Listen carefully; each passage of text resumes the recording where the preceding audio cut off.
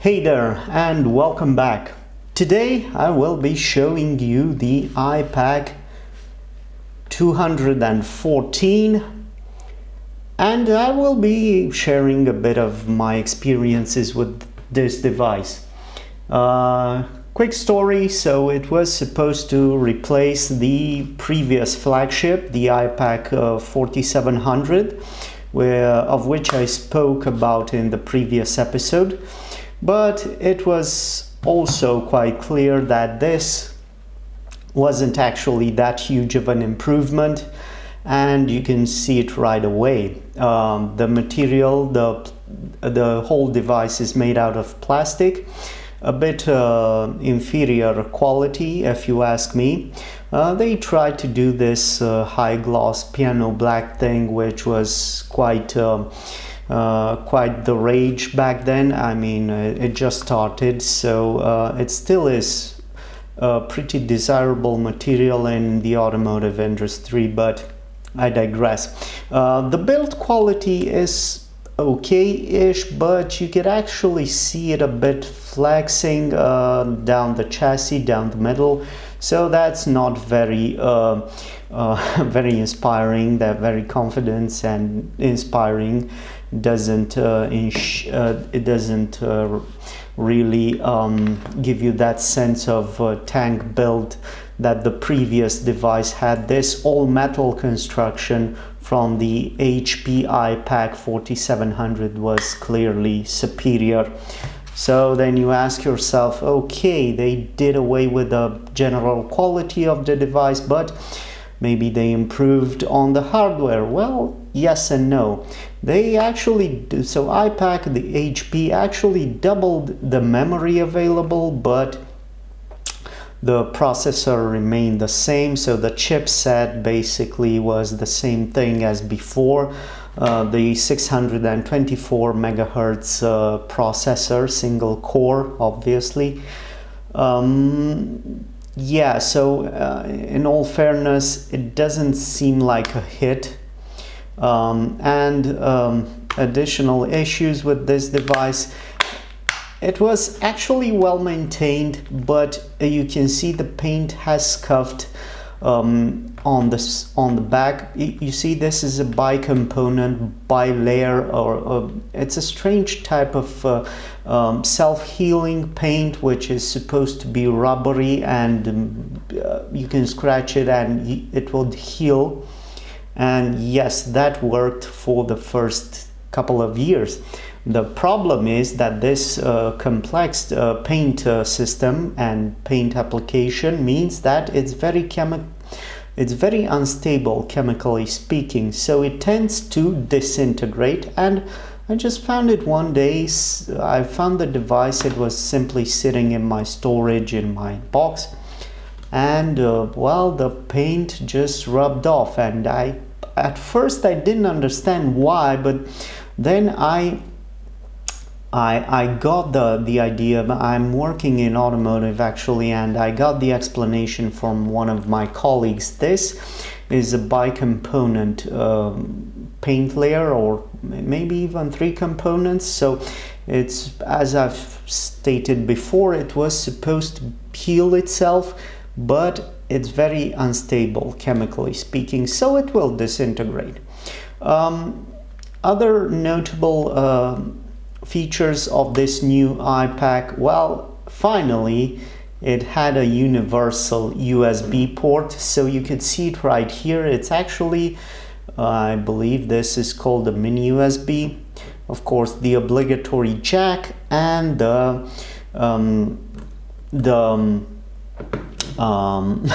USB, the proprietary USB from HP, the USB socket. I'll show you that right in a few minutes. The stylus does feel rather nice and snug here, so you see it has a rectangular shape and a rectangular ridge where it's a slot where it's supposed to go. And yeah, it does have a nice feel to it, a better feel than the previous stylus had, like so. But it's still, I mean, I feel like it's a downgrade, at least in terms of hardware, and consider that in the 2000s this was the first impression you got, because software was not a huge thing back then. So the battery has been slightly increased at 2200 milliamps. I don't know if you can see that right here. Sure, there are some upgrades, but not noticeable and not enough to call this a brand new model.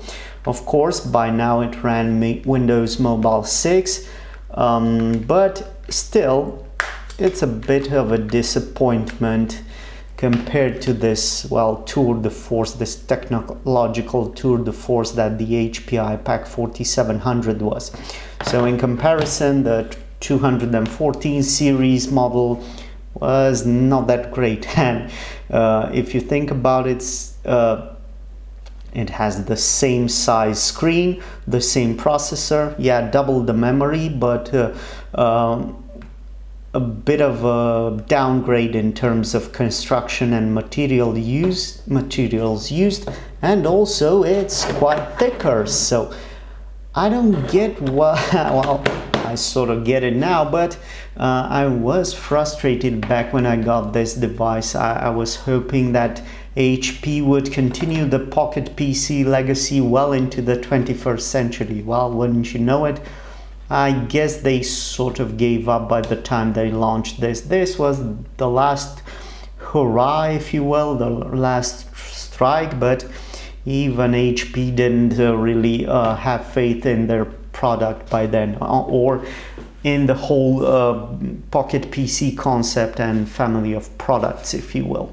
So in terms of power and connectivity, you still got the same charger design, the same adapter plug, but you didn't get the proprietary short plug for the charging cable like in the previous Ipaq. In the previous 4700 you had this space saver type of adapter if you didn't want to carry the whole cable with you. This one though does not work with the Ipaq 214. Instead, you could only rely on the USB cable, and wouldn't you know it, this didn't came as just an adapter plate. You had to carry this cable with you. Mind you, at least they adapted some sort of copper filter here to avoid any, well, you know, any signal damage or what have you. Still pretty lame design and a huge step backwards if you ask me. So another proof that the Ipaq family wasn't really going anywhere. But let's start it up and see what's what with this last hurrah of the Ipaq Pocket PC family. So let me just plug it in.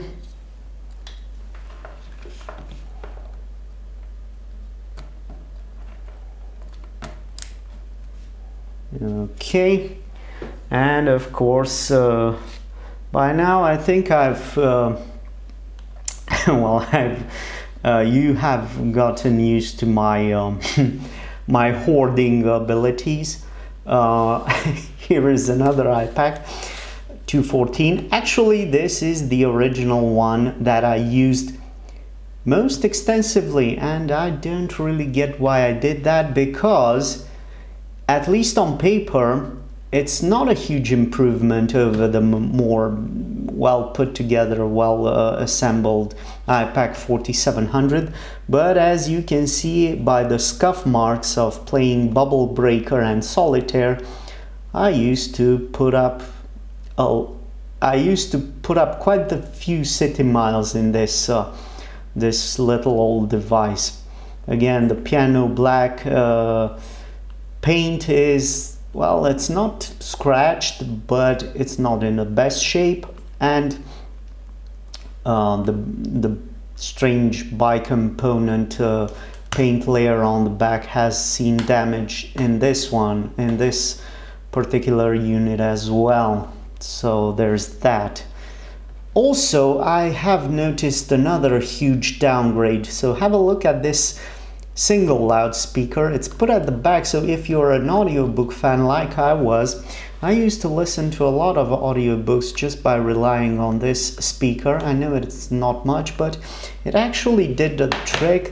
The Ipaq 214, however, had the speaker on the back, and it was quite a bit more difficult to listen to audiobooks like that. So yeah, not very pleasant at all. Let me just put these aside so I can see what's going on with this device.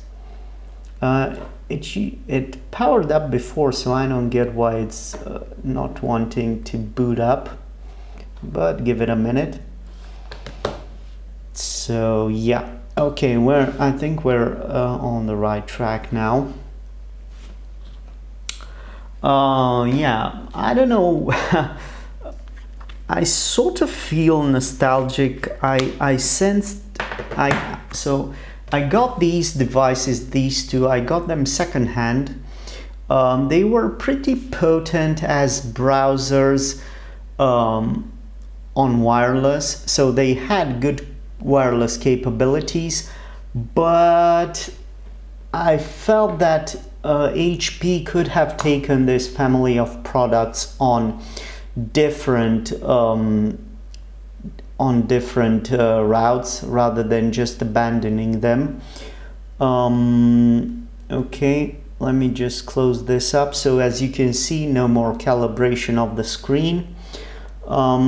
It's a bit more user-friendly in terms of icons and so on. So yeah, Windows Mobile 6 was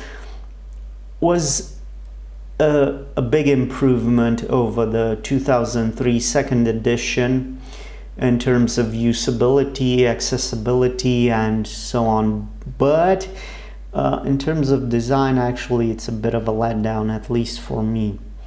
Again, a bit more memory, so you can see here I have a card inserted, an SD card, but you have a lot more storage. And let's check the main memory. So you have a total 175 megabytes of memory, and you have about the same amount for RAM memory for usage, so for running programs, if you will.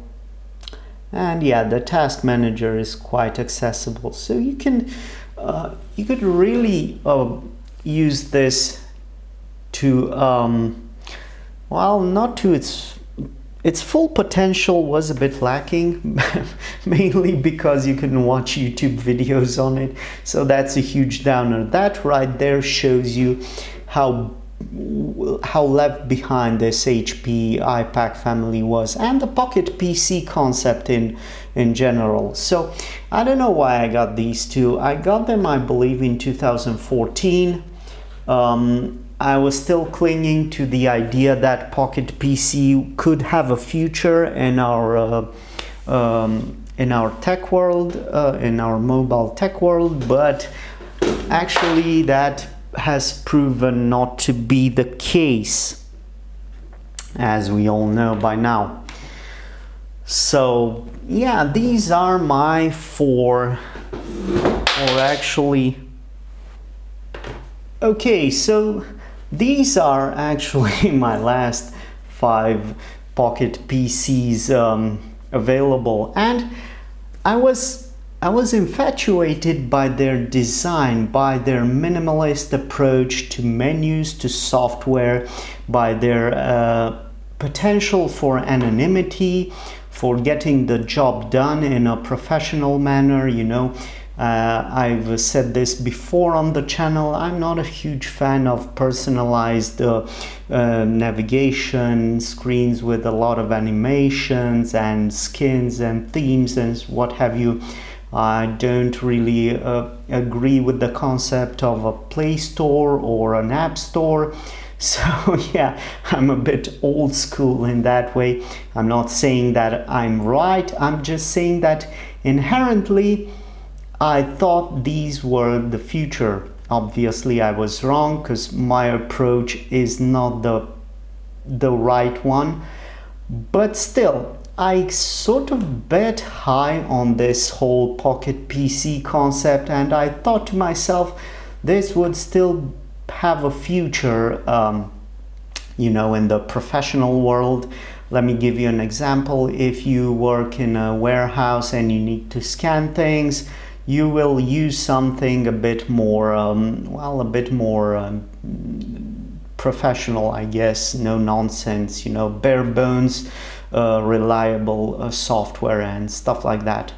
And for a time, actually, until 2015, I believe that was the case, because a lot of companies came out with this Pocket PC concept, along with a barcode reader on the front. Unknown companies, actually, I think even the Chinese offered something, but it didn't catch on, and it was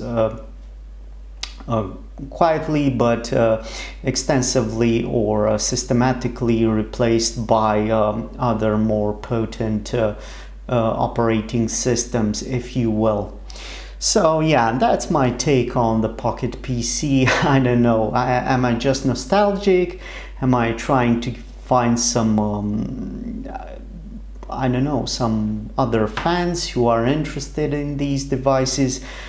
I mainly like them because they're different and they have the premium feel and build to them. Well, these two not so much, but still they're top of the range. And yeah, they're different, that's all. They're a treasure trove of junk. You know how the saying goes, one man's junk is another man's treasure. Well, I like different, and this applies to tech as well. I like different tech, I like strange tech. So here it is, the Ipaq family, at least what I have left of it. Over the course of my experience, my years experimenting with these devices, I used to own quite a lot, and I think I said that before, they were quite interesting for people who didn't know what touchscreen technology meant. Some of my friends confused them with early Androids, but actually they're not. They're very different in terms of software and in terms of construction and hardware as well. So as always, thanks for watching, and I'm looking forward to your opinions, so leave me a line in the comment section below.